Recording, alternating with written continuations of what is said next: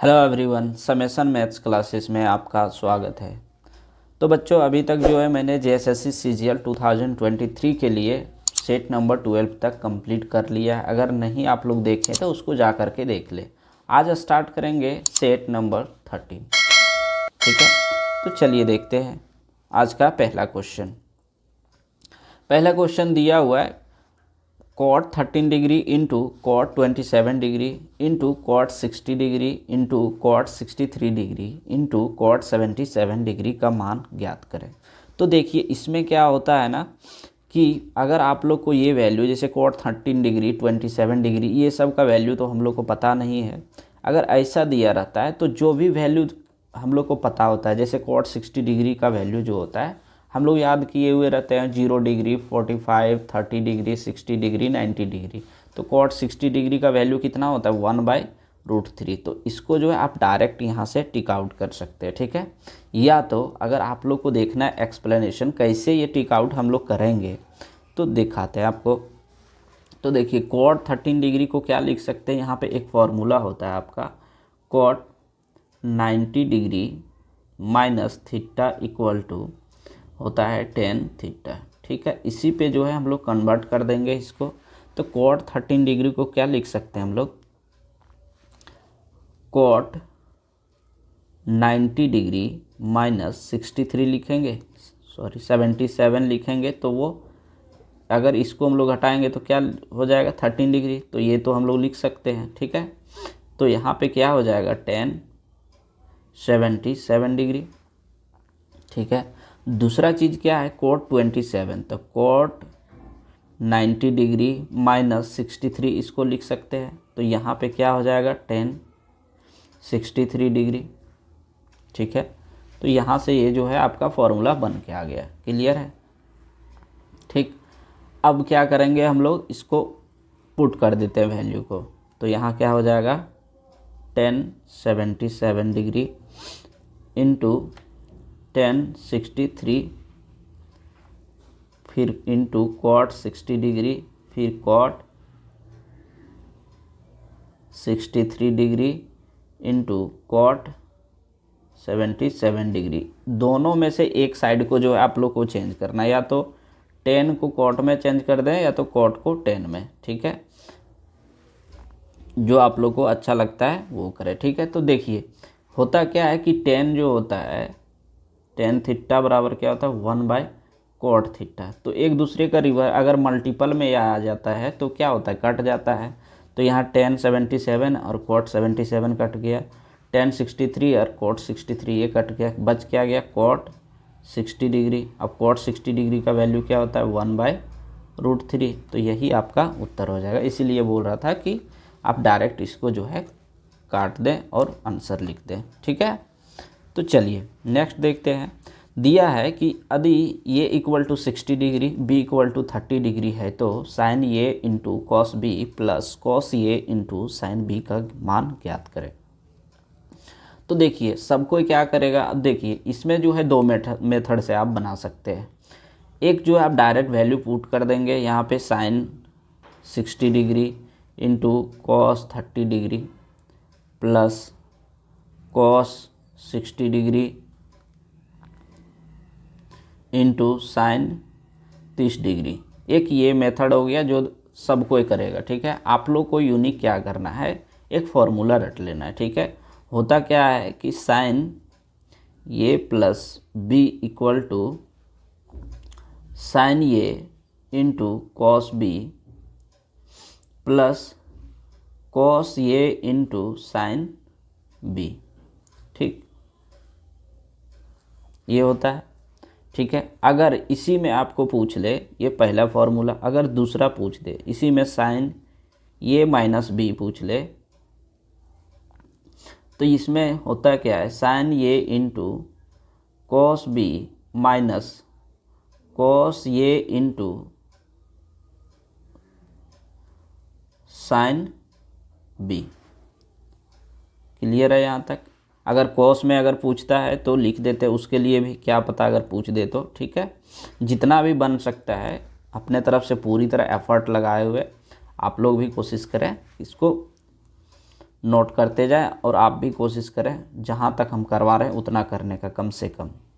तो देखिए cos A plus B जो होता है, होता क्या है, कॉस यहाँ पे होता है sine A into sine B minus cos A into cos B. इसका जो होता है जस्ट रिवर्स हो जाता है आपका क्या, कॉस ए माइनस बी में, कॉस ए माइनस बी। यहाँ क्या हो जाएगा, sine A into sine B plus cos A into cos B. तो यहाँ से ये आपका हो गया, ठीक है। तो इतना फॉर्मूला आप लिख लें। अब देखिए डायरेक्ट कैसे सॉल्व करते हैं, ठीक ना। यहाँ क्या दिया हुआ है, यहाँ पे लग जाएगा sine A plus sine B, sign A plus B का फॉर्मूला लग जाएगा, ठीक है। तो साइन ए प्लस बी यानी साइन ए के प्लस पे 60 दिया हुआ है और बी के प्लस पे 30 यानी साइन 60 प्लस 30 यानी साइन 90 डिग्री हो गया ना। और साइन 90 डिग्री का वैल्यू कितना होता है 1, तो 1 जो होगा इसका करेक्ट उत्तर हो जाएगा। यहाँ से क्या हो सकता था, आप डायरेक्ट जो है इसको बिना पेन यूज किए हुए आप इसको सॉल्व कर सकते थे, ठीक ना। चलिए देखते हैं नेक्स्ट क्वेश्चन। दिया हुआ अर्धवार्षिक रूप से संयोजित होने पर एक वर्ष के लिए 50,000 पर 8% वार्षिक ब्याज की दर से चक्रवृद्धि ब्याज ज्ञात करें। तो यहाँ पे क्या होता है, एक वर्ष बोला है, तो यहाँ अगर हाफ ईयरली अगर हम लोग बोलते हैं, अर्धवार्षिक बोलते हैं, तो समय क्या होता है 2 गुना हो जाता है, ठीक है। तो एक वर्ष का क्या हो जाएगा 2 होगा। और यहाँ पे 8% जो रेट होता है वो हाफ हो जाता है, तो रेट क्या हो गया, हाफ हो गया। अब अगर इसका डायरेक्ट आप सॉल्व करना चाहते हैं तो करते क्या है कि यहाँ पे जो भी रेट दिया रहता है उसका स्क्वायर करेंगे, तो 4 चौके 16, 4 का स्क्वायर 16, ठीक है। 2 डिजिट कभी भी हम लोग लेंगे तो 2 डिजिट, अगर यही रहता 2%, ठीक है, तो 2 दूना 4 आने 0,4 लिखना होता है, ठीक ना। तो चलिए 4 चौक 16 हो गया, फिर देंगे डेसिमल। अब क्या करेंगे, यहाँ से मल्टीप्लाई कर देंगे, तो 4 दूना 8 यानी 8.16% जो है इसका रेट अभी हो जाएगा, ठीक है, चक्रवृद्धि ब्याज की दर से। तो अब क्या करेंगे, इसको 8.16 इंटू 50,000 जो है 50,000, हाँ ठीक है। अब इसको सॉल्व करेंगे तो कितना हो जाएगा, यहाँ से देखिए, यहाँ से अगर ये डेसिमल हटेगा तो नीचे 2 जीरो आएगा, तो यहाँ से 2 जीरो और ये 2 जीरो कट गया, ठीक है, ये कट गया। अब इसको मल्टीप्लाई करते हैं तो 8 पचे 40 और 16 पचे 80 यानी 40 और यहाँ हाँ 40,000, 40,000 8 ये हो जाएगा, हाँ इतना आ जा रहा है मल्टीप्लाई करने से। अब क्या था, यहाँ परसेंटेज था ना, इस जगह पे जो था आपका परसेंटेज था, एक सेकेंड, 8.16% था, तो 8.16 जो है यहाँ 100 हो जाएगा परसेंटेज के बदले में। यहाँ देखिए परसेंटेज था, अब ये डेसिमल होगा तो 2 जीरो और हटेगा, 2 जीरो नीचे और डिवाइड होगा, तो इसीलिए जो है यहाँ पे 2 जीरो और लगता, तो यहाँ से ये 2 जीरो कटेगा यानी 40/80 जो होगा इसका क्या हो जाएगा, चक्रवृद्धि ब्याज हो जाएगा। क्लियर है। चलिए देखते हैं नेक्स्ट क्वेश्चन। नेक्स्ट क्वेश्चन दिया है कि समूह ए और समूह बी औसत भार क्रमशः 12 kg और 24 kg है, ठीक है। समूह के सदस्यों और समूह बी के सदस्यों का अनुपात 1:2 है। दोनों समूह को संयुक्त औसत ज्ञात करें। तो देखिए पहला समूह का रेशियो कितना दिया हुआ 1, इसको x मान लेते हैं। दूसरा समूह का औसत कितना दिया 2, तो 2x मान लेते हैं। पहला समूह का औसत कितना दिया है 12, तो ये कितना हो जाएगा 12 इंटू एक्स हो जाएगा, यहाँ पे 12x टोटल। यहाँ पे कितना दिया हुआ है 24 kg, तो 24 दूना 48 x। अब बोल रहा है दोनों समूह का औसत क्या होगा, तो दोनों को ऐड कर देंगे तो 12 यहाँ कितना हो जाएगा 12 चौकड़ता है 12 पच्चीस 60, हाँ ठीक है। ये 12 और 48 कितना हो जाएगा 60x हो जाएगा।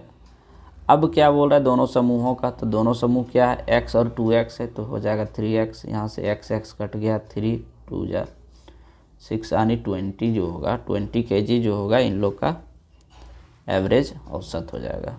ठीक है, चलिए देखिए क्वेश्चन बहुत ख़तरनाक बहुत बड़ा दिख रहा है, इसको थोड़ा छोटा कर सकते हैं यहाँ से, रहने दीजिए कोई बात नहीं है। ठीक है, दिया एक व्यवसाय में ए एक कामकाजी भागीदार है और बी एक निष्क्रिय भागीदार है। ये व्यवसाय में 30,000 का निवेश करता है और बी 50,000 का निवेश करता है। ये को व्यवसाय के प्रबंधन के लिए अर्जित लाभ का 20% प्राप्त होता है और शेष राशि को उनकी पूंजी के अनुपात में विभाजित कर दिया जाता है। तो 10,000 के लाभ में बी का हिस्सा कितना होगा। ठीक है, तो चलिए कहने का मतलब ये है कि ये एक जो है ये और बी दो व्यक्ति है। ठीक है, ये जो है कामकाजी है, मतलब ये जो है काम करता है, दो पार्टनरशिप है ये और बी। ये जो है काम करने वाला है और बी जो है वो काम नहीं करता है। ठीक है, तो ये जब काम करता है तो वो कितना इन्वेस्टमेंट कर रहा है 30,000 और बी कितना कर रहा है 50,000। लेकिन कंडीशन बोल रहा है कि ये को जो है ना जब वो काम करता है तो उसको जो भी प्रॉफिट होता है उसमें से उसको 20% जो होता है एक्स्ट्रा दे दिया जाता है। तो टोटल कितना प्रॉफिट हो रहा है 10,000। तो 10,000 का प्रॉफिट में से कितना 20% पहले ये को दे देगा, यानी कितना हो जाएगा 10,000 का 20%, 10,000 का 20% हो जाता है 2,000। तो 2,000 पहले इसको दे दिया जाता है। अब क्या बोल रहा है कि इसमें से जो बचा धनराशि है उसको इसका कितना बच गया 8,000। अब बोल रहा है बचा जो धनराशि है उसको जिस प्रकार से इन्वेस्ट कर रहा है उसके अकॉर्डिंग उसी के अनुपात में इसको मिल रहा है। तो कितना 30,000 और 50,000 का रेशियो में इन लोग इन्वेस्टमेंट कर रहा है। तो 4 जीरो यहाँ से कटा 4 जीरो, यानी 3:5 में ये इन्वेस्टमेंट कर रहा है, यानी कितना हो गया 8। तो 8 अगर ये इन्वेस्टमेंट कर रहा है तो कितना का अनुपात हो गया ये 8 और ये 8, यानी 1,000 का ये मल्टीपल हो गया। तो यहाँ पे कितना हो जाएगा आपका 3 × 1,000, तो ये हो गया 3,000। ठीक है, और यहाँ 1,000 से मल्टीप्लाई करेंगे तो इसका क्या हो जाएगा 5,000। ठीक है, तो यहाँ पे ये है आपका ये है आपका क्या बी। ठीक है, तो 3,000 यहाँ पे तो इसको मिल रहा है और ये 5,000 यानी 5,000 ये को मिल रहा है और बी को भी कितना मिल रहा है 5,000। तो 5,000 जो होगा इसका करेक्ट उत्तर हो जाएगा। ठीक है, चलिए दिया है ये और बी एक काम को क्रमशः 10 दिन और 15 दिन में कर सकते हैं। उन्होंने एक साथ मिलकर काम शुरू किया, लेकिन ये ने काम पूरा होने से पहले 5 दिन पहले काम को छोड़ दिया। काम कितने दिनों में पूरा हो जाएगा। तो पहले क्या करते हैं टोटल वर्क निकालते हैं। तो 10 और 15 का एलसीएम लेंगे। 10 और 15 का एलसीएम कितना हो जाता है 30, ये हो गया 30। अब इसका हम लोग क्या निकालेंगे इफ़िशियंसी। तो 10 तिया 30, इसका इफ़िशियंसी 30 हो गया। ये आपका ये मान लेते हैं इसको बी, ये 15 दूना 30 और बी का इफ़िशियंसी हो गया 2। अब बोल रहा है ये ने काम होने से पहले, अगर बात पहले का होता है ना तो टोटल वर्क में जो होता है जितना दिन पहले छोड़ता है उतना जो है उसको वहाँ तक लास्ट तक करवाना पड़ता है। तो उसको क्या करेंगे ऐड कर देंगे समय को, पहले उसको छोड़ने देना ही नहीं है। ठीक है,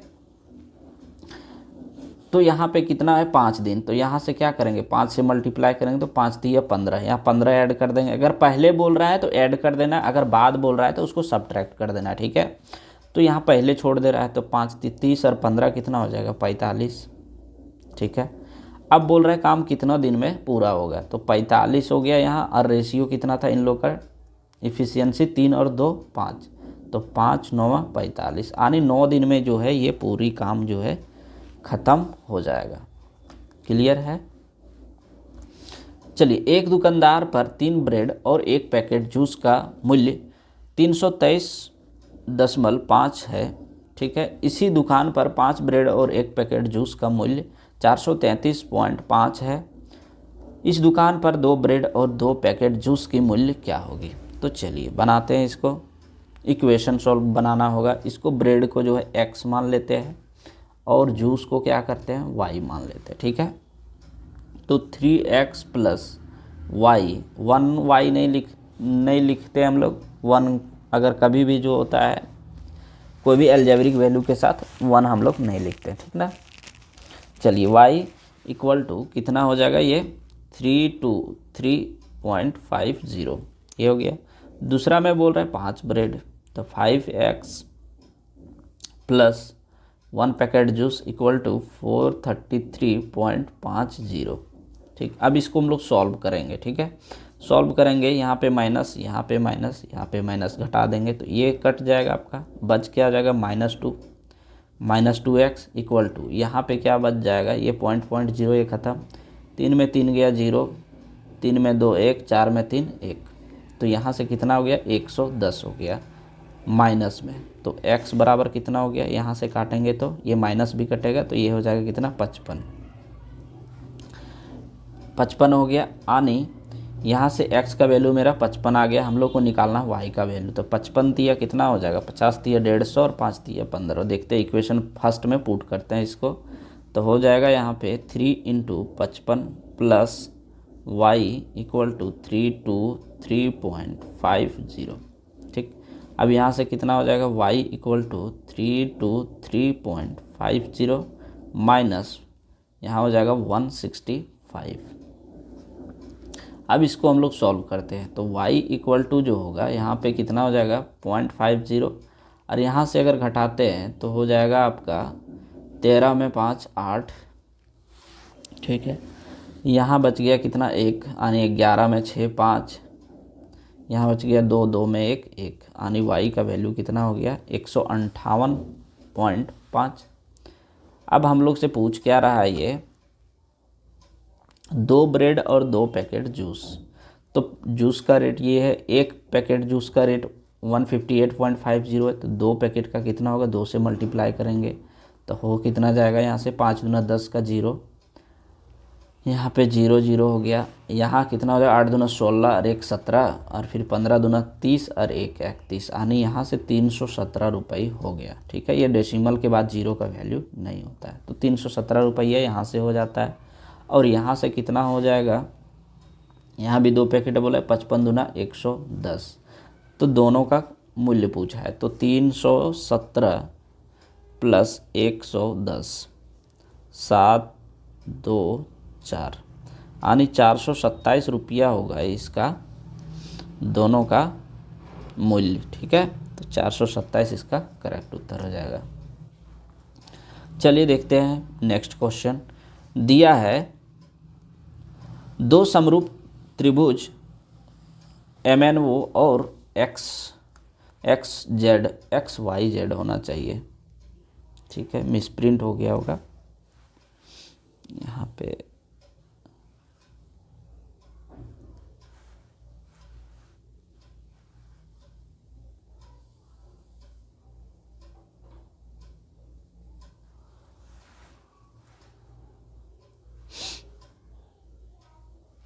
ठीक, दिया है त्रिभुज MNO और XYZ दिए गए हैं जिनकी भुजाओं का अनुपात 9:4 है। यदि बड़े त्रिभुज का क्षेत्रफल 243 स्क्वायर सेंटीमीटर है तो छोटे त्रिभुज का क्षेत्रफल क्या होगा। तो बड़े त्रिभुज का क्षेत्रफल कितना, यानी 9 का जो है 9/4 हो गया यहाँ। ठीक है, इक्वल टू दिया है 243, तो नीचे क्या है x होगा, तो यहाँ से अगर हम लोग काटते हैं 9 दूना 18,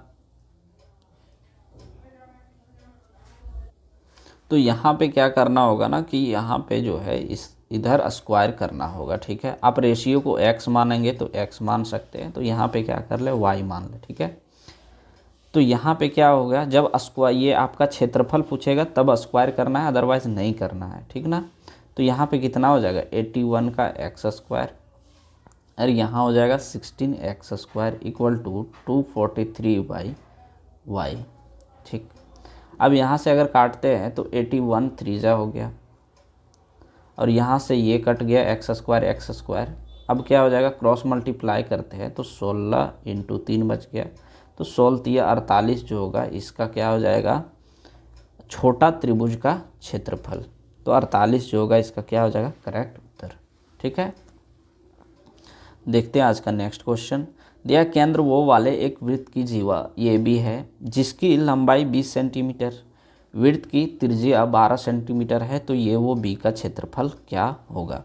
तो पहले हम लोग क्या करेंगे, फिगर बनाते हैं। ये भी जो है ये वृत्त का जीवा है, ठीक है।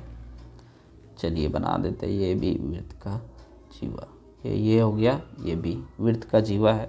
वो जो है इसका केंद्र दिया हुआ है। अब इस पे बोल रहा है त्रिज्या बन रहा है, तो त्रिज्या इसे हम बना देते हैं ताकि ट्रायंगल बन जाए। तो देखिए त्रिज्या जो होगा यहाँ पे वो क्या हो जाएगा, दोनों का तो इक्वल होगा ना। त्रिज्या अगर इक्वल होता है तो क्या हो गया, ये आइसोसेलेस ट्रायंगल हो गया। आइसोसेलेस ट्रायंगल जब ये हो गया तो अब क्या करें, यहाँ पे त्रिज्या बोला है कितना, 12, तो ये भी 12 हो गया। अब बोल रहा है इसका जो लेंथ है वो, इसका ये भी का जो लेंथ है वो 20 सेंटीमीटर है। तो यहाँ से यहाँ तक यानी टोटल लेंथ 20 सेंटीमीटर है। अगर यहाँ से हम एक लाइन खींचते हैं, ठीक है, परपेंडिकुलर लाइन, तो क्या हो जाएगा, इधर 10 हो गया, इधर 10 हो गया, यानी ये 2 त्रिभुज में बट गया ना, 2 त्रिभुज में बट गया। अब इससे हम लोग हाइट निकाल लेंगे, तो हाइट आनी परपेंडिकुलर, तो परपेंडिकुलर इक्वल टू क्या हो गया, 12 का स्क्वायर 144 माइनस 10 का स्क्वायर 100, तो कितना हो जाएगा, यहाँ से हाइट जो होगा वो 44 हो गया, √44।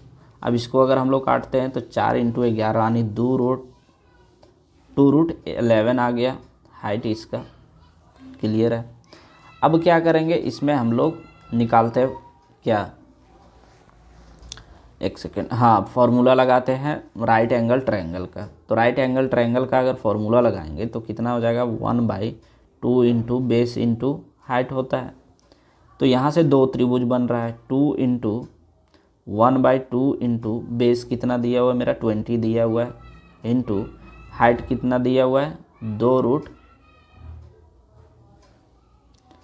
एक सेकेंड, हाँ 2√11। हाइट तो आपका 10 दिया है ना, यहाँ पे एक त्रिभुज में कितना होगा, ये 10 ही दिया हुआ है, 10 होगा, इंटू 2√11। यहाँ से 2 कट गया तो यहाँ कितना बच गया, 10 दूना 20, तो 20√11 जो होगा इसका करेक्ट उत्तर हो जाएगा, ऑप्शन नंबर फर्स्ट, ठीक है।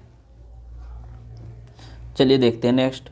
दिया मनोज ने अपने माल को क्रय मूल्य से 30% अधिक पर अंकित करता है और ग्राहक को 12% की छूट देता है, तो लाभ या हानि प्रतिशत क्या होगा।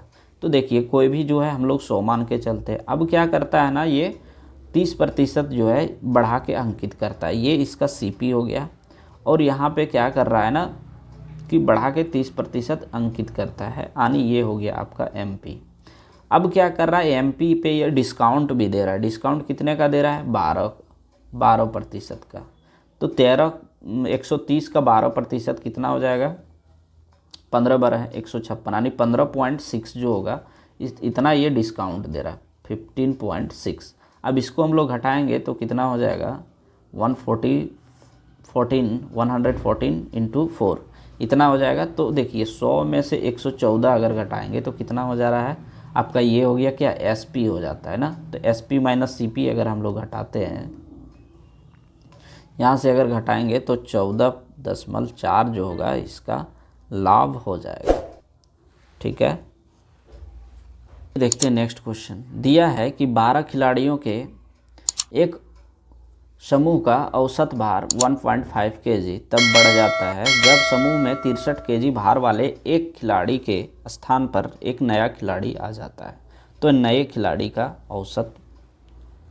खिलाड़ी का भार कितना हो गया, ठीक है। बोल रहा है 63 kg वाला अगर आता है ना तो ये भार कितना बढ़ जाता है, 1.5 kg। तो कितना लोग का बढ़ेगा, यहाँ पे 1.5 kg जो है 12 प्लेयर का बढ़ जाएगा। तो 12 × 1.5 करेंगे तो 18 हो जाएगा। यानी ये 18 kg क्या करता है ना, एक्स्ट्रा लेके आता है, मतलब ये एक्स्ट्रा बढ़ जाता है, ठीक है।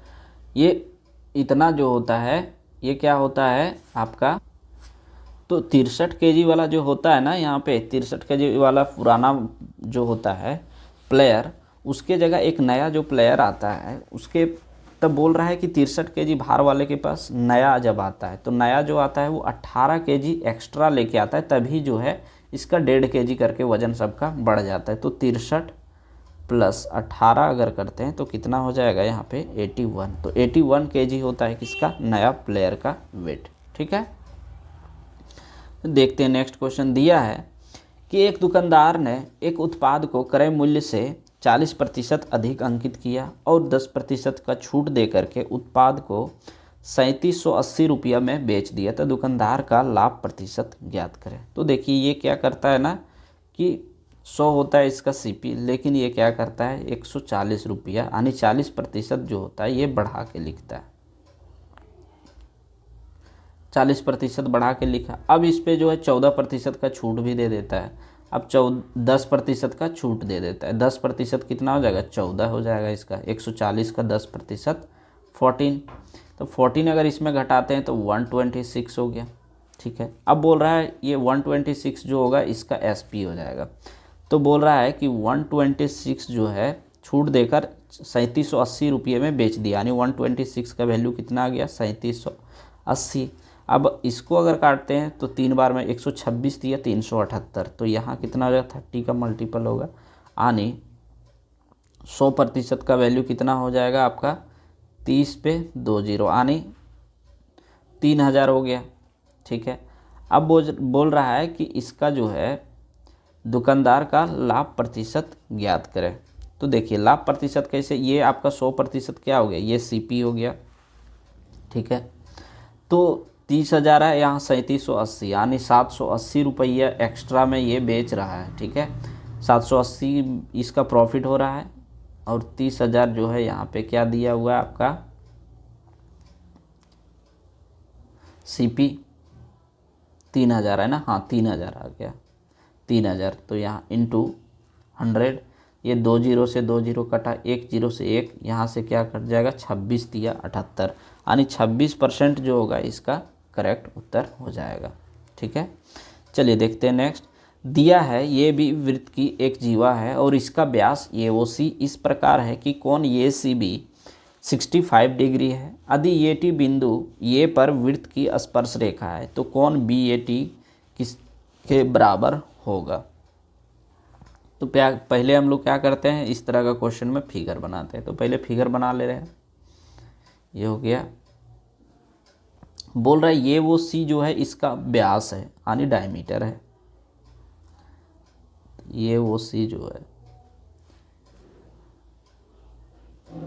यहाँ वो हो गया, यहाँ पे सी होगा, इसका व्यास है।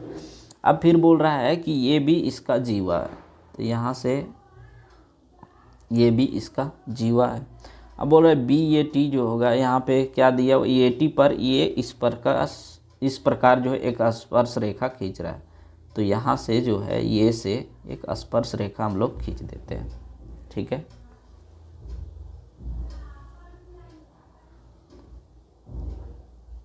ठीक है, क्लियर है। अब यहाँ से क्या क्या हम लोग का दिया उसको लिखेंगे। दिया ये CB, तो ये CB इसको भी हम लोग मिला देते हैं, ठीक ना, ये CB। तो यहाँ पे कितना दिया है हम लोग का 65 डिग्री।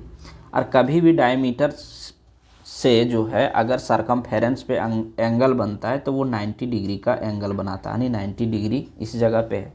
अब क्या बच गया यहाँ पे, अगर ये पूछ देता आपको BAC तो 90 + 65 हो जाता है, यहाँ 180 - 65, एक सेकेंड, यहाँ 90 + 65 हो जाता। तो यहाँ पे क्या हो जाता है आपका BAC जो होता है वो कितना हो जाता है आपका 35 डिग्री। ठीक है, 35 नहीं 25 होता, हाँ 25 हो जाता, हाँ 25 डिग्री हो जाता अगर BAC पूछता तो। लेकिन पूछा आपको BAT, यहाँ पे TD नोटेड है, ठीक ना, आपसे पूछ रहा है इतना। अगर ये पूछे तो देखिए ये 65 जो होता है ये जो होता है वो इसके बराबर होता है, यानी ये भी कितना हो जाएगा 65 डिग्री। नहीं तो आप देख सकते हैं कि ये जो है एक क्या बन गया आपका राइट एंगल ट्रायंगल। यहाँ पे अगर 25 डिग्री है तो ये राइट एंगल ट्रायंगल 90 है, तो 90 - 25 कितना होगा, ये 65 होगा। तो यहाँ से भी आप देख सकते हैं। तो एक क्वेश्चन में 2-3 चीज़ें आपको क्लियर करवाते जा रहे हैं, ठीक ना। तो यहाँ 65 जो होगा इसका करेक्ट उत्तर हो जाएगा। आज का लास्ट क्वेश्चन है, दिया है कि यदि एक व्यक्ति 320 रुपये प्रति किलोग्राम की दर से किशमिश खरीदता है और 6 रुपये में 25 ग्राम की दर से बेचता है, तो उसका लाभ प्रतिशत या हानि प्रतिशत क्या होगा। ठीक, तो यहाँ से हम लोग क्या करेंगे, केजी में कन्वर्ट कर देंगे या तो उसको ग्राम में कन्वर्ट कर देंगे। तो इसको करते अगर केजी में कन्वर्ट तो कितना हो जाएगा, 25 ग्राम है, इसको पहले 4 से मल्टीप्लाई करेंगे तो कितना हो जाएगा 100 ग्राम। 100 ग्राम हो गया। अब 100 को क्या करते हैं 10 से मल्टीप्लाई करते हैं तो कितना हो गया यहाँ पे 10,000।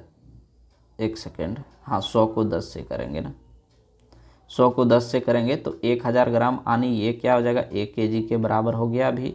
ठीक है, अब क्या करता है, ये क्वांटिटी को जिस तरह मल्टीप्लाई किए इसी तरह इसका अमाउंट में भी हम लोग मल्टीप्लाई करेंगे। ठीक ना, तो 6 था, 6 को पहले 4 से मल्टीप्लाई करेंगे तो कितना हो जाए 6 चौके 24।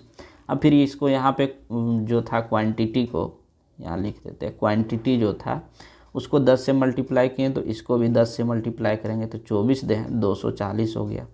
तो 240 जो होगा इसका क्या हो जाएगा एसपी होगा, इतना ग्राम रुपये पर केजी के हिसाब से ये बेचता है। तो देखिए इसको लॉस कितना हो रहा है, 320 में ये खरीदता है और 240 में बेच रहा है तो लॉस ही होगा। तो 320 माइनस 240 करेंगे, 320 माइनस 240 अगर करते हैं तो यहाँ से इसको कितना लॉस हो जा रहा है 80 रुपये का इसको लॉस हो जा रहा है। ठीक ना, ये हो गया आपका लॉस। तो पूछ रहा है परसेंटेज, तो 80/CP दिया हुआ है 320 इंटू 100, तो 8 चौके 32 यानी 4 25 से 100, 25% जो होगा इसको क्या हो जाएगा लॉस हो जाएगा। ठीक है, और यहाँ से जो है ये सेशन कंप्लीट होता है। उम्मीद है कि आप लोग को सेशन अच्छा लगा होगा। ठीक है, चलिए सेशन को एंड करते हैं। Thank you.